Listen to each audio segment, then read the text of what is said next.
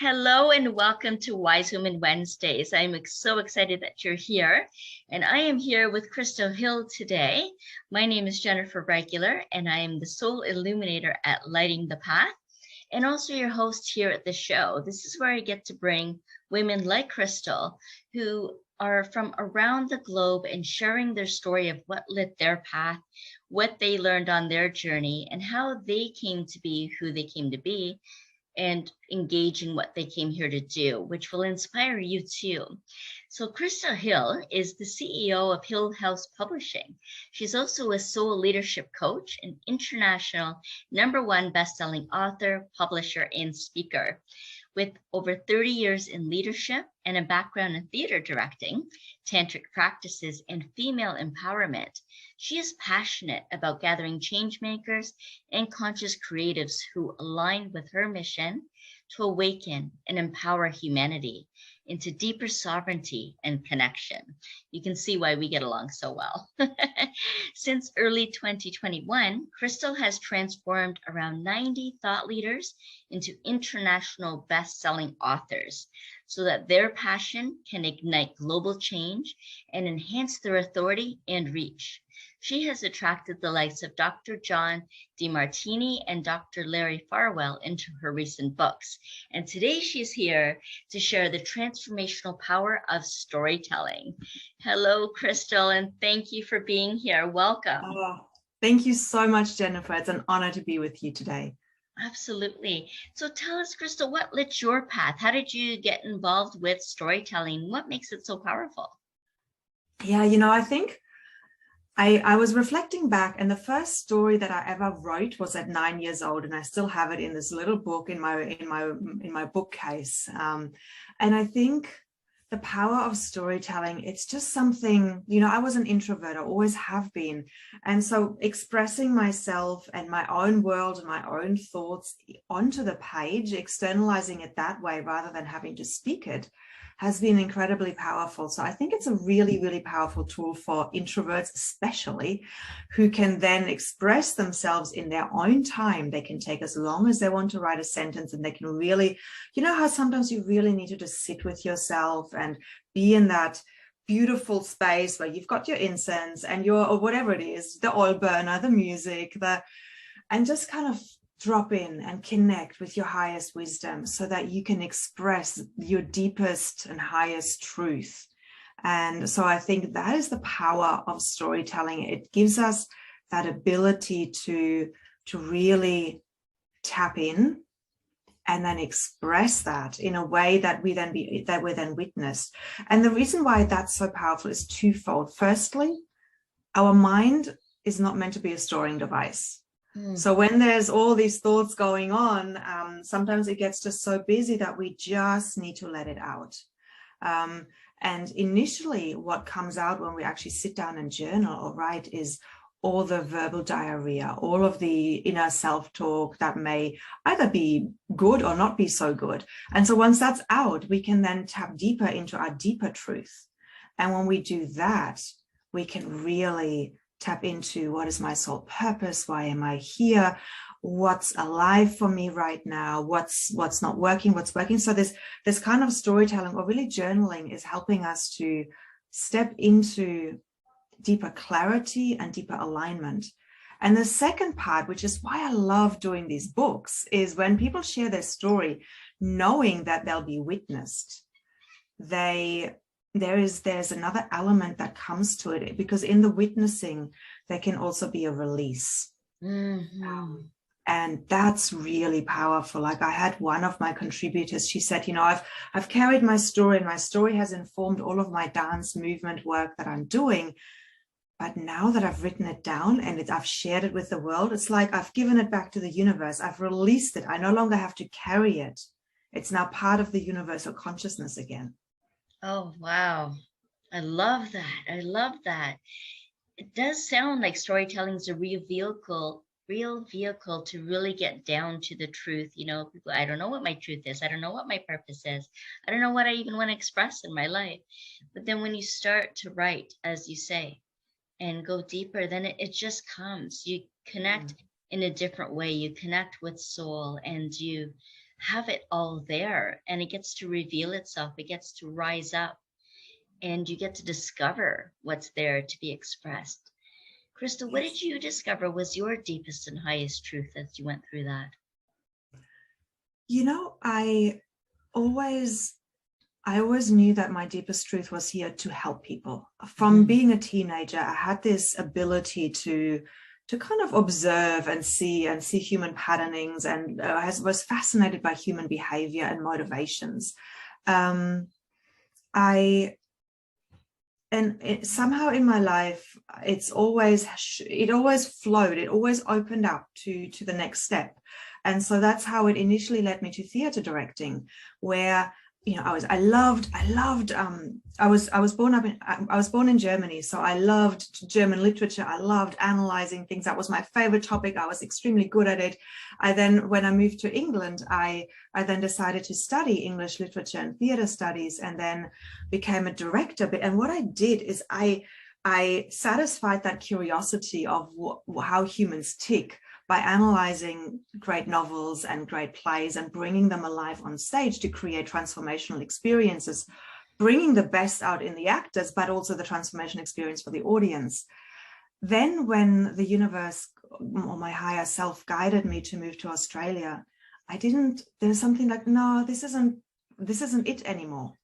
You know, it was almost as if theater directing had been my apprenticeship to getting to know human behavior, so that I could then become a coach. And that journey of how I recognized and realized that that was the next step came through this process of writing that I've just described. I literally, every day for 3 months, I sat down in the morning and I wrote 3 pages diligently, whatever came into my mind. And it's called The Artist. It's an exercise by Julia Cameron in The Artist's Way. I don't know if you know that book. I do, yes. Yeah.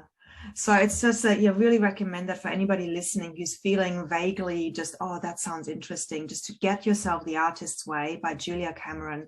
It's a self-love practice that helps you to get rid of your inner critic and just allows you to come more into the flow.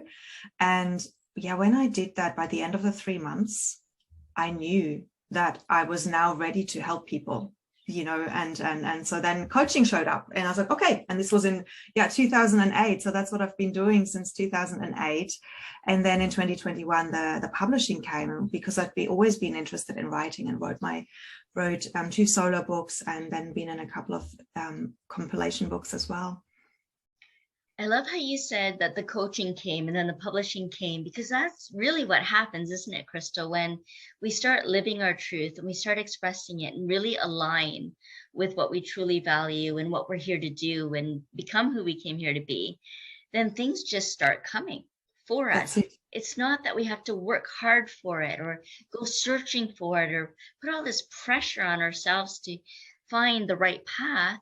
Because when you're living your truth, then things come to you. The coaching came to you, you know, when you realize that theater wasn't it anymore, and that the publishing came to you. So as a publisher now, you mentioned about contributors to books. So you have authors in and you have contributors as well. Tell us a little bit about that. What is it that you do exactly? Yeah, so my mission for Hill House Publishing is really to awaken and empower humanity. This is part, you know, this is empowerment is everything that I'm that I'm about, and I've expressed that in numerous ways throughout these different, you know, modalities. And so now it's through publishing. So what I do is I call together those visionaries, those, you know, coaches, leaders, who are aligned with this vision and who feel, you know, that that's what they're doing in their own work as well. And so we've got numerous books that have, like the current one that I'm working on is called Inspired Creators, Embracing the Magic of Your Soul Mission. So, so I think by the time of this recording goes out, that one will be full, but there's a next one coming called Inspired Connections, Unleashing the Magic of Deeper Relationships. Yes. So you can see that they're all about how can we really fulfill our human potential. So when people are feeling called to, you know, contributors saying, yeah, I really want to write my story. I have so much to share. I want to give back. I want to contribute. That's when they feel called to come into one of these multi-author books.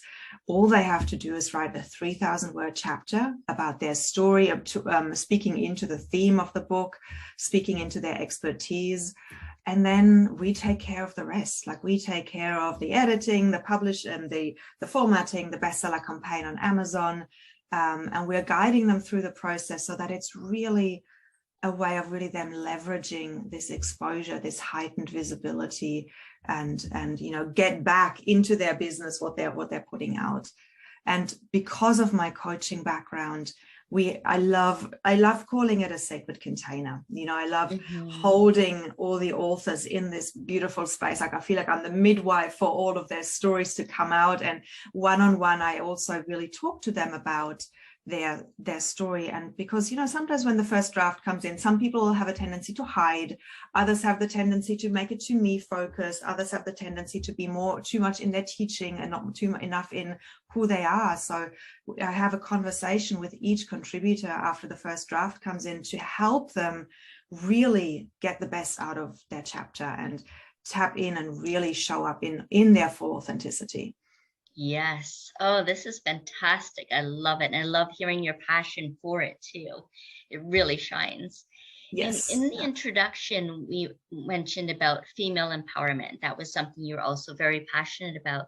So are all these contributors women then, or is it for everybody, or how does that work? It's for everybody. It's absolutely for men and women. I went through a phase when I was finding my own divine feminine within myself and that feminine flow. And when I was moving out of the patriarchal pushing, pulling competition kind of paradigm, that's what I was teaching and that's what I was focusing on, because I could see that it wasn't just me. There was a real need to help women to come into their feminine flow and that inner alignment. So that was a stage. And then I reclaimed my divine masculine, because I realized it's been a fascinating journey. I realized that, once I had this divine feminine connection, the masculine was still wounded.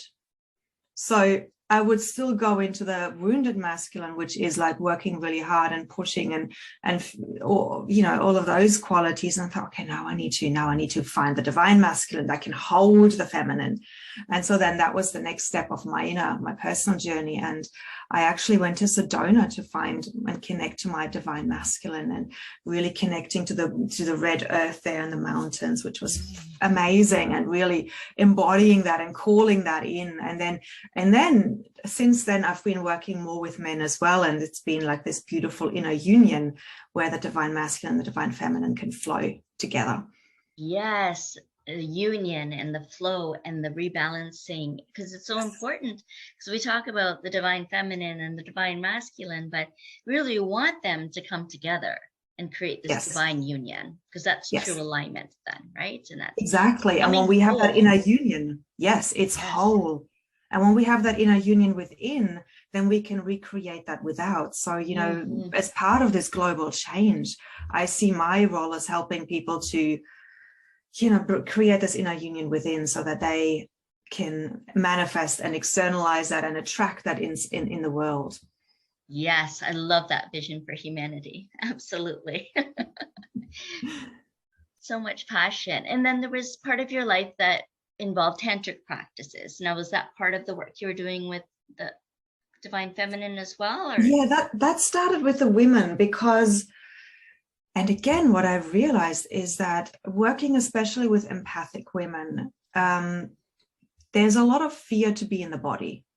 There's a lot of fear to actually be right here, right now, for fear of being abused or for fear of being hurt.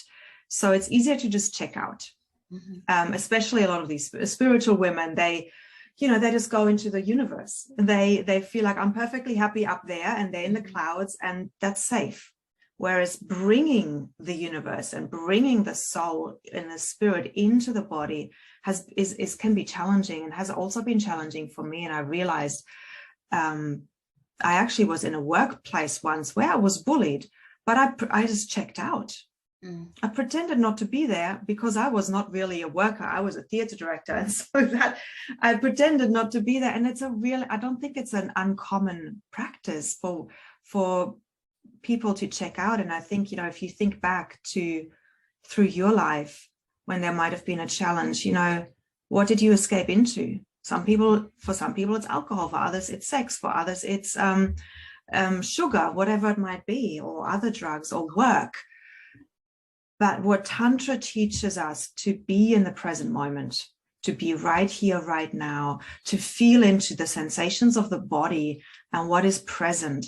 And yes, there are exercises that involve, the life force energy, the sexual energy that can help us amplify our life force energy, and therefore then help us to create and be more present in this body, be more magnetic, more powerful, more radiant. And therefore it gives us the safety to actually be right here, right now. And I think that's what I've been finding through these tantric practices, along with better sex and all of the other beautiful things that come along with it as well. And our body really talks, doesn't it? Our body carries the stories, and that also needs to be expressed. And so that power of storytelling can also come through our bodies. Yeah, I love how you're bringing that back. Absolutely. When and it's being present to the story, right? It's like Tantra teaches us to be in the present moment, so we can listen into what is the story that my body is telling me right now. Oh, I think I've got this pain behind my eyes. I think I'm really tired and pushing myself, so my body's asking me to rest. So what's the story behind that? Why did I get to this place? What patterns can I look at and unravel that have made me so exhausted? So yes, absolutely. The story tells them many stories as well. And some of that power is healing too, because you get to release it, you get to acknowledge it, you get to honor it. Yes. You get to love it. Exactly. It's the acceptance of it, isn't it? And when we do that, there's a spaciousness that opens up where we can just sink into a deeper level of peace within ourselves. And like you said it, and it's literal and figuratively speaking about sinking in. And when you sink, you don't think. I love it. I tell myself sometimes to think, don't think, and just land and settle and be grounded and anchored in it, but also be really connected to the cosmos, to be in that divine alignment as well. Yeah, exactly. And I mean, the beautiful image that I often work with is the oak tree. It's firmly rooted in the earth. It's connected to all the earthly, but the branch is kind of going up and the bringing in the light into the tree, into the leaves, and then into the tree. Yes, and that truly is a continuation of life. Yes. Any other words of wisdom, Krystal, while you're here with us today, that you'd like to share out into the world, that you'd like to express? Yeah, I think, when we're talking about storytelling, a lot of the things, some people feel like, I don't have a big story. My story is not worth sharing. And that was actually me. It took me, because I didn't have the dramatic childhood, or, things were a little bit more subtle in my reality. But it didn't mean that there wasn't a story there. It didn't mean that I didn't process reality or had my own thoughts and perspectives on things and created my own wisdom. I think the message really is that we all have a story to share. And if, speaking to the readers now, or the listeners rather, I'm so used to talking about books, speaking to the listeners, it's really, really ask yourself that question. What is my story?